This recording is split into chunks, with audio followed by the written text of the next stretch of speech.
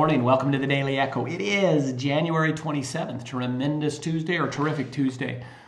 The title of today, I think, is one that I've taken some time and written a few notes. So if I glance down, it's because I really want to hit the nail on this. The title of this is Who's Teaching Your Kids Their Values? And I want to talk a little bit about that because I think when we look at values, we obviously, I think of faith, charity, honesty, integrity. And some people would come out and say, hey, those are just religious things. Those really aren't values. Well, they're just as much values as lying is, cheating is, irresponsibility. So where are our children learning values? I think as parents, we don't sit down with our children and say, hey, come on in, guys. Tonight we're gonna learn 3 swear words. We're going to teach you how to say them.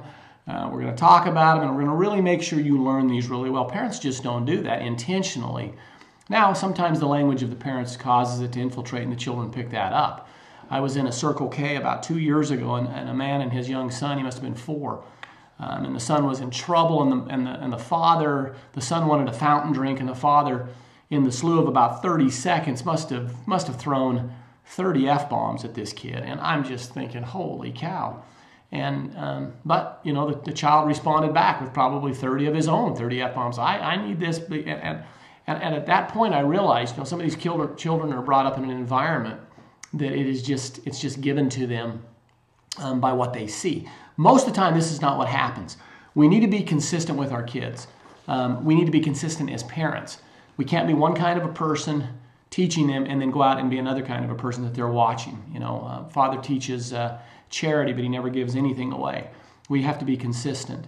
We need to feed the good, the clean, the positive with our children. Here's some statistics. Average 17-year-old.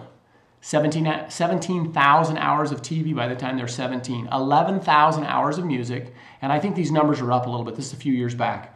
2,000 hours of MTV. This doesn't include any phone conversations or text messaging.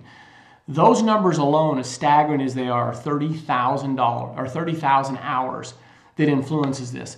If you don't think 30,000 hours will influence your children, you're crazy. That's an incredible amount of time that's shaping and molding them.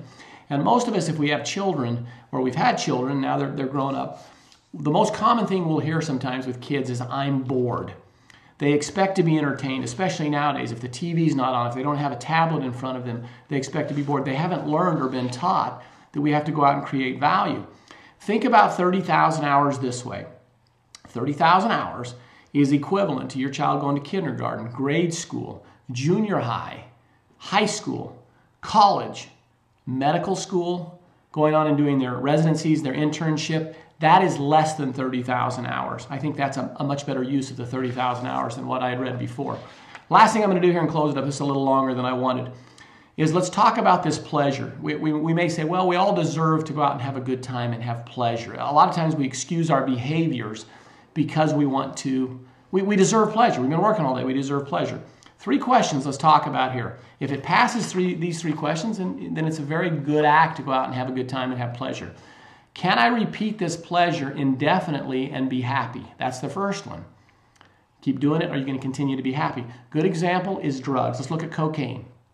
First time people try cocaine, they talk about the incredible amount of pleasure and ecstasy and joy that they felt. Unfortunately, in the second trip, it's not as great. By the time they've done it a few times, we've now destroyed most of our dopamine abilities and our norepinephrine, which is the chemicals responsible for you to ever exhibit real joy and happiness again. So now you've completely destroyed those pathways. So obviously we don't want to be doing any of that, but always ask yourself that first question. Can I repeat this pleasure indefinitely and be happy? Number 2, is it morally right and fair to everyone concerned? So is my pleasure creating a problem for someone else? Is it morally right? Am I serving myself in the process of affecting my children, my wife, my husband, whatever it may be down the road? Number 3, would I be willing for my mom to know that I do this? Or would I be willing for this to be shown in the headline papers tomorrow? And I think that if we run everything by those 3 criteria for joy or pleasure that we deserve in our life, if we can go through those 3 things and then we're doing something, sure, we all need to have that time to take away. But let's get in the habit of instilling in our children the ability to learn and to grow and to develop and not put babysitters in front of them, TV, tablets, and other of these things. 30,000 hours filling their minds with swear words, values of cheating, lying, stealing, killing, adultery, morality. I mean, the TV is just full of this stuff. So once again, go back to the topic of today. Who's teaching your kids their values? As parents, we need to be responsible. We need to understand that they're going to learn values. They're either going to learn them from you and in the environment that you help to create, or they're going to learn them somewhere else. Have a terrific Tuesday, or a tremendous Tuesday. We'll be coming at you again tomorrow on Wonderful Wednesday. As always, thanks for taking time to watch The Echo.